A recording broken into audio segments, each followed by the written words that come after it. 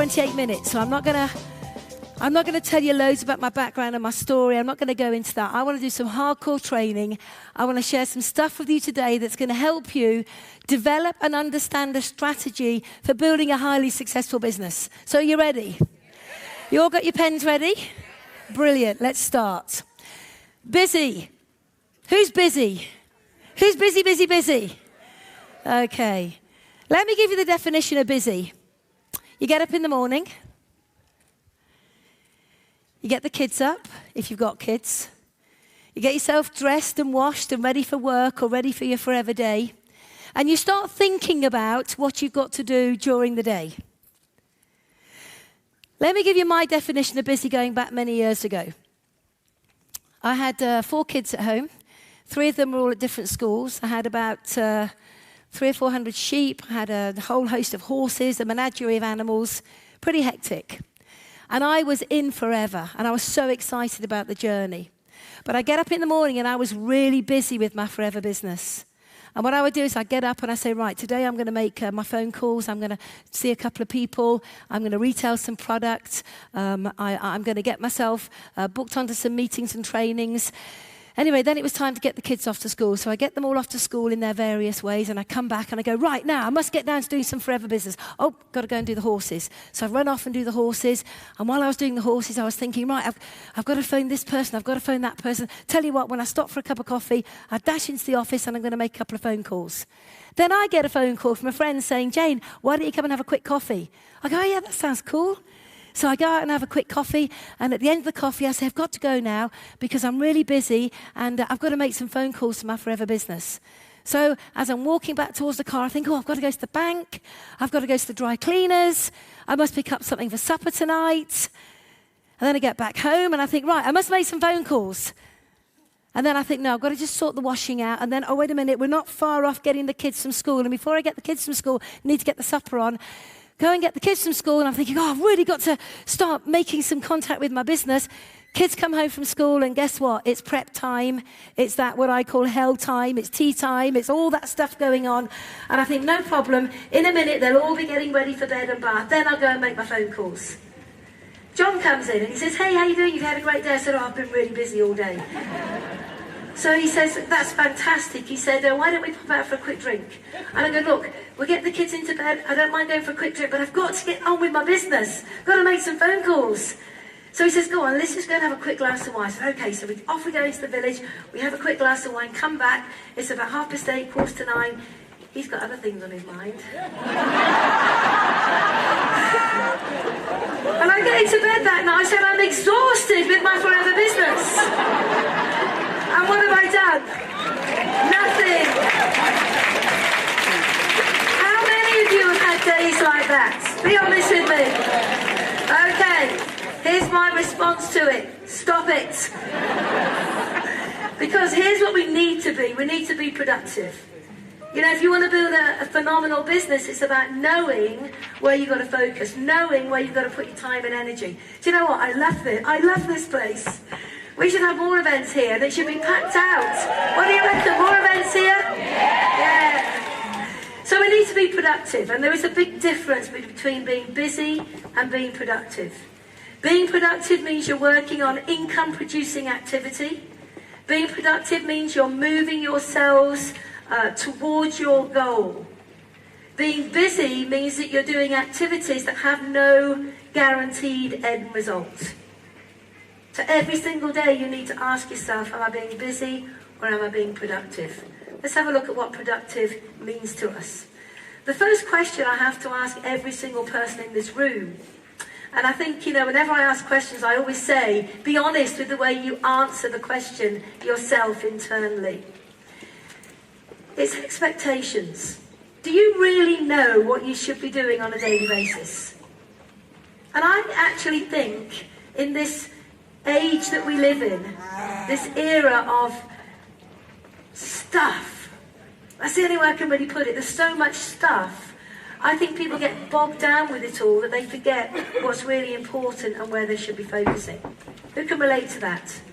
It's just there's so much surrounding us that we don't know where to focus. So what I want to do is I want to simplify the whole process and share with you kind of how I focus building my business, and it kind of has worked for me. It's kind of done okay with it. So it's very simple, it's stripped down, it's bare and naked. It is the simple process of building a business. Let's take a look at it. The first thing that we need to focus on is retailing. Retailing. And the amount of people that I meet that do not have a retailing strategy. In other words, it happens more often by accident than by design. Think about the word design. Design is when we do something where we build. We're building something, we're creating something.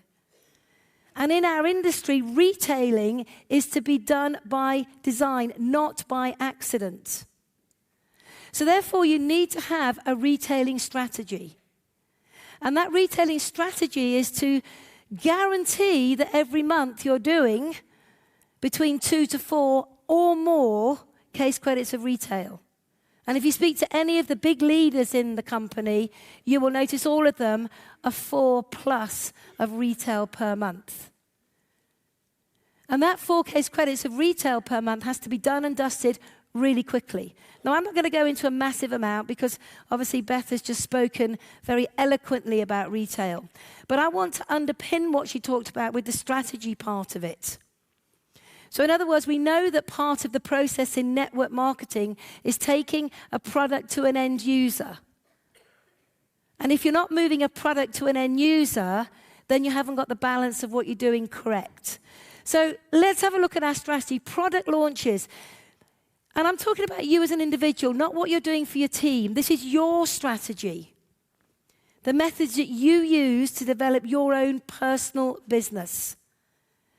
You know, how many of you, once the initial joining period has gone, because we all know that in the first sort of 6 to 8 weeks, every new FBO will do several product launches. But how many people in this room who have been in forever a while actually do their own launches every single month? How many of you? Wow, no hands going up. So part of your strategy should be, I must do my own launches, and you need to be doing at least 2 of them every single month. Now, this is where you engage with people who maybe are friends or family, maybe people that have said no to the business but will be graceful enough to maybe have a launch for you. Because a launch is a magical 1 hour. It's that 1 hour with a captive audience, where with passion, with integrity, you can share the product, but more importantly, share the opportunity. If you think about it, what a great use of time. So part of your strategy right now as we come towards the end of this month, looking into May, should be, when am I going to have my own launches? And you need to factor that into your diary.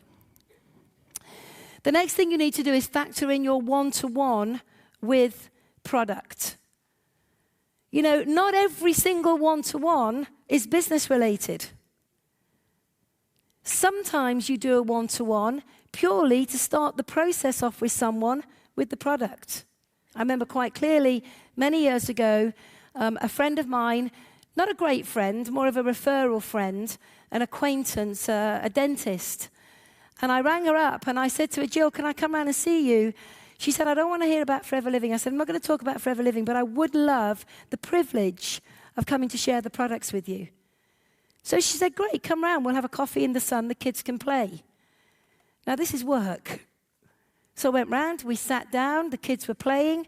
I took the box out, put it on the garden table. Didn't say refer to the box at all. And eventually she said to me, okay, let's have a look in the box.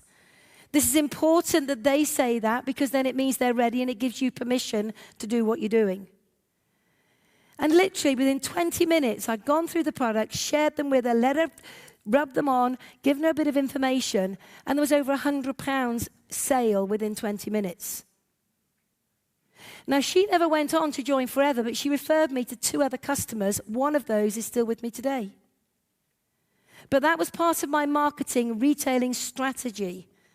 that I would actually go and do between 4 to 8 one-on-ones with the product every month. These are the expectations. Not leave it all to the last few days of the month and think, I've got no retail, I can't do my 4K credits. Panic, panic, panic. You need your strategy in place. What about experience packs or pup packs? How many of you are really in tune with that part of the retailing process? Now, I like to call them experience packs because I think everybody that you engage with is different. You know, whether you're engaging with a young mum who may want a range of products relevant for her and her young children, whether you are engaging with a young sportsman who might want to look at the sports-related product. In my instance, I was very, very in tune with all the local farmers, all the local guys with horses. So most of my experience packs have always been akin to that marketplace. But you know, part of your strategy is 2 in, 2 out each week. That's what you get paid for. Not when you think about it, but it needs to be factored into your diary. And this kind of planning needs to be done right now for next month. You should be thinking about next month now. Here's what you'll find if you become very well organized, is that you will easily do, as this begins to kick in, this sort of compounding effect of activity, compounding effect of sharing the products, you'll find that very quickly you'll build a really strong retail base and your 4CCs will be done in the first week of the month. Now, how many of you in this room would love to have every FBO in your team doing their 4K credits right at the beginning of the month? Exactly. Here's the thing. Don't expect someone to do what you're not doing. There's a really good point there. Don't expect someone to do what you're not doing. You've got to do it, and then you can teach it. Because when you can teach it and you can show it, others go, oh, I get it, I'll do it. But bless you, have a product for that. Now, never miss an opportunity. So here's the key.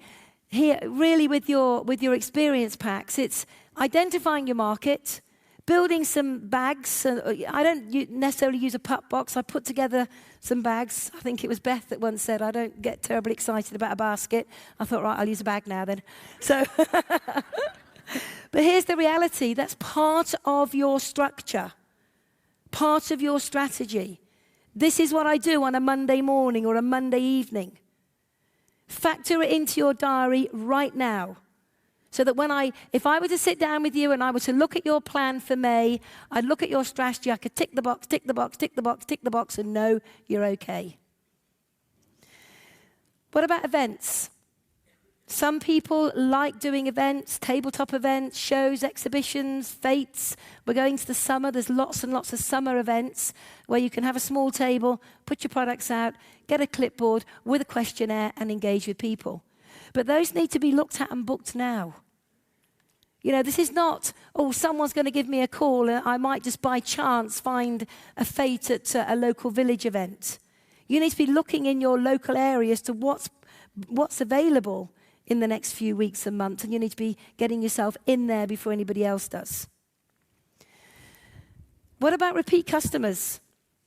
How do you factor that into your monthly activity? What are your days for phoning up customers? Or do you not bother?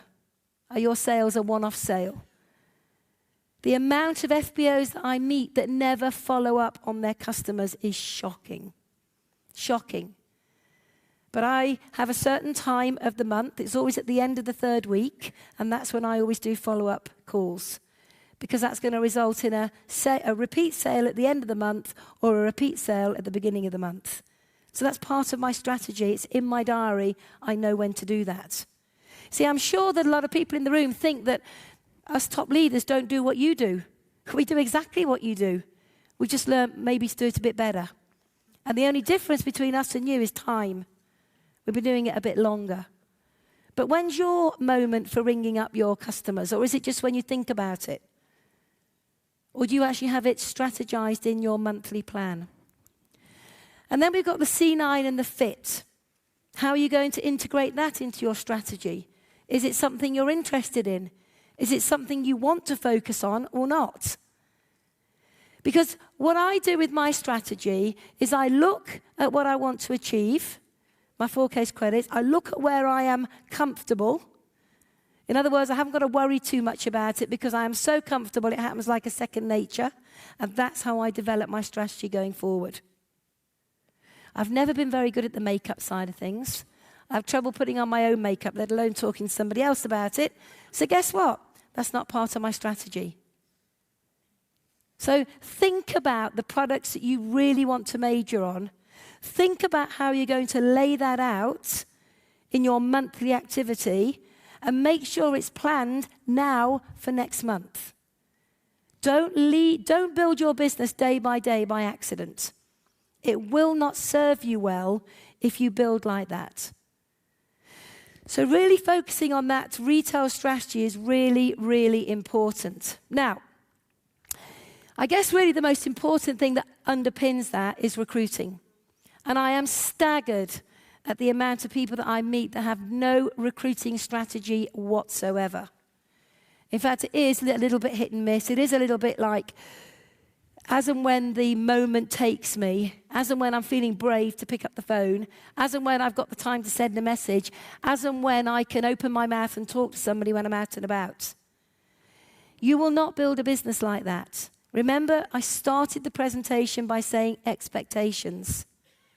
And if you want to build a business that is in alignment with your dreams, your goals, the way of life that you want for you and your family, this part is really important.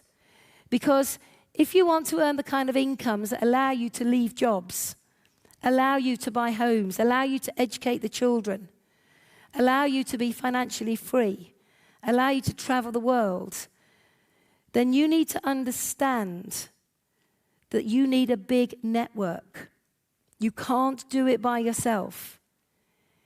You need a team of 50, 100, 200, 300, 400. And eventually it goes on to thousands and hundreds of thousands. But it all starts with you and your ability to know how to put your monthly activity into place. So for me, when I look at my recruiting strategy, I'm very clear. I want to recruit 2 to 4 people per month. That's my goal. In the first year in Forever, we recruited 33.5 people. I always recruit people with a 2cc box, but the half a person came in with a minimum order. So that didn't happen by accident. That did not happen by accident. It happened by design. And so one of the ways that you need to look at your marketing strategy for each and every month is know what your expectations are each and every day, and then get the job done. Get the job done, let go of the outcome. If you focus on the outcome, I promise you, you will not do the job properly because you will get despondent. So you need to be making 3 to 5 contacts a day from your warm market list. This is the expectation. If I'm working with somebody who's good, this is the expectation I will put in place. There's the accountability. I can work with them. I can coach them. I can't coach people who take no action because there's no starting point to help them improve. But if I'm working with somebody who is doing their very best to speak to 3 to 5 people a day, I can coach them through each and every experience they have. Now, the contact could be on the phone. It could be via a message. It could be at the school gates. But you're making contact with 3 to 5 a day from your warm market list. You're also going to get 10 numbers a week from contact marketing. And you need to learn this as quickly as possible. We are in network marketing, not net mess about marketing. We're in network marketing. We have to market ourselves, our products, and our opportunity. That's what we get paid for. Everything else is just a tidy desk. So therefore, 10 numbers a week from contact marketing. That was, always is, has been my goal. 10 people that I will meet when I'm out and about, that I will engage with. And I tell you something, it's a joy to meet new people. Yeah, the first few times you go out, your heart's pounding, your hands are all clammy, your tongue feels like the size of a whale. You can't talk to anybody. You go up with good intentions, then you suddenly walk away from them. You know, I've been through all of it. Everything you're going to experience, I've been through. Whenever you go contact marketing, never take a debit card with you. It's easier to go shopping than it is to talk to people. Cost you a fortune. Don't do that. So ask yourself, I've got to get 10 numbers a week. Where am I going to go to? What kind of people do I want to attract? If I want nurses, doctors, people in the medical professions, I'm going to go to where the hospitals, the medical centres are. If I want people in the city, I'm going to go into the city to where they all are when they come out for lunch. If I want people maybe teaching, then I'll go to where the universities, the colleges, the schools are. Or maybe, just maybe, I've got so good that I can just be anywhere and talk to anybody. I'll give you an idea of how, I'm not blowing my own trumpet, but how comfortable I am. Is I've just got back from Oman, and I've already recruited 2 people there in one day and duplicated. And it's so easy because all I do is chat with them. And I've got 1 minute where I engage with them really, really quickly, find out a bit about them, tell them who I am and why I'm there, and that we really need to meet.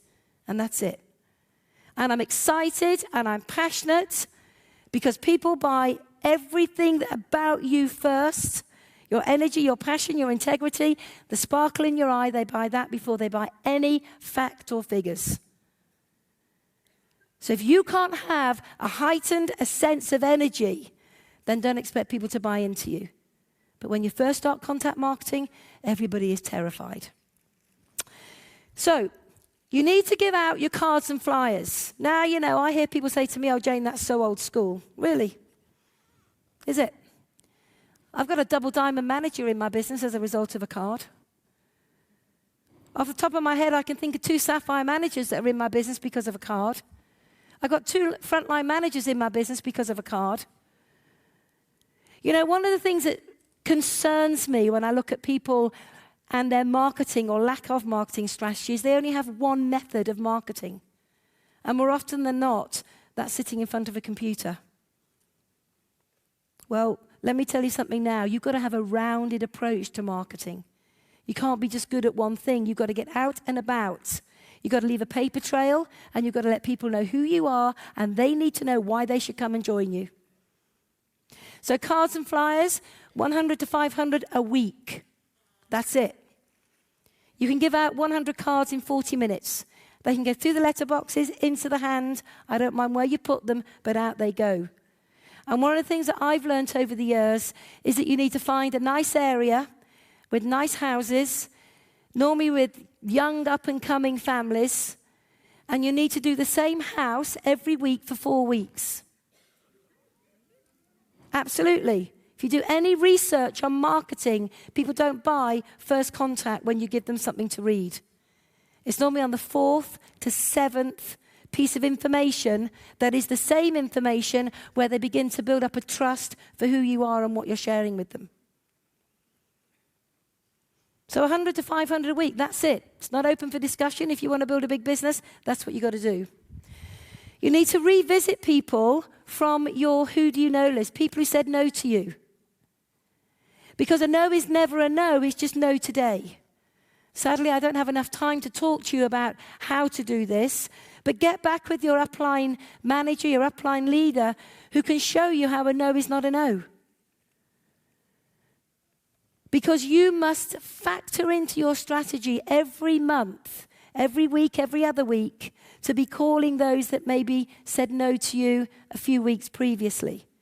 And as you get building with your strategy, and you get quite a lot of no's because you will, what you'll find is it's really easy. Thursday mornings, I ring up all the people that said no to me 3 weeks ago or a month ago. But because of my bought forward folder, there's always plenty of people to contact. What about social media strategy?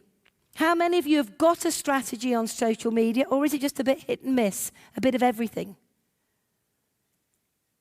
How many of you are engaging correctly on social media, building your presence, building your online presence where people are following you, where they're intrigued by who you are and what you do? And what I will say to you, it's not about selling product, selling product, selling product. It's not about join me, join me, join me. It's about creating an awareness of who you are, what you do, what your values are, your travels, your family life, your business, who you work with. It's that really nice rounded balance.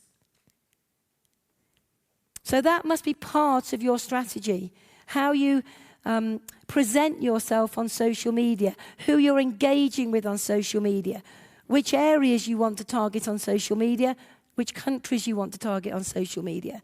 That becomes part of your strategy. And then there's local advertising. When I say local advertising, I mean pin boards, notice boards, post office, gyms, health centres, coffee shops, parish council magazines, local magazines, schools magazines. I'm not talking about investing a lot of money. I'm talking about creating an awareness of who you are and what you do and what you're looking for. So how many notice boards are you going to put your details up on a month, and where are they? You see, all of this, you should be planning right now for next month. So that when you look at your diary every single day, you know what to do. You know what the expectations are. Otherwise, you're going to be doing what I was doing in the early days, and that's a lot of being busy, but nothing actually happening. But if your diary is completely structured, and every bit of time that you've allocated to your business is drawn up with income-producing activity, let me tell you, you're going to get really good at this business. Really, really good at this business. Referrals. Anybody ask for any referrals? If someone says no to you about the business, do you just take a no as a no? You know, if someone says no to me, if I was sat with Humphrey and he said, you know, Jane, it's not for me right now, I said, that's no problem, Humphrey. Can't be for everybody, and I respect the timing isn't right for you. However, I'm looking for just a handful of good people. People like you, actually. People who are ambitious, open-minded, people who've got a great work ethic, people who want more out of life than maybe what they're currently getting, people who want freedom, people who maybe want a six-figure income without the six-figure headache. Do you know anybody right now who might value that kind of opportunity? And here's the thing. What I've done is said I want people like you. He's going to say, yeah, I'll think about it. And I always say, well, rather than think about it, tell me right now 2 or 3 people that who spring to mind. And let's maybe together you send them a quick message, tell them to expect my call. Now, I've disturbed him. He's either going to go away thinking, well, that could be me, that could be me, that could be me. Or he's going to give me some names. But if you don't ask, you don't get. So remember, referrals are part of your marketing strategy. So look at that. That's a really simple strategy that I can tell you I work with people who are serious in the business. And people who are serious in the business that follow this go on to be highly successful. Some of the biggest FBOs in forever that I've worked with, we've worked this simple strategy. So if it can work for them, it can work for you.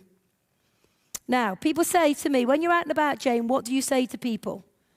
And if I'm out and about and I engage very quickly with somebody, and they say, well, what is it exactly that you do? I say, well, I have the privilege of working alongside a global company and brand in the health and wellness sector. And what I do is I specialize in coaching people to build six-figure incomes, live the life of their dreams, escape the rat race. Would that be of interest to you? Now, that is a great response to what someone says, what do you do? Because they can only answer 1 or 2 ways. It's a yes or a no. And they go, yeah, it sounds interesting, in which case I follow through. And they go, no, it's not for me, in which case I go for a referral.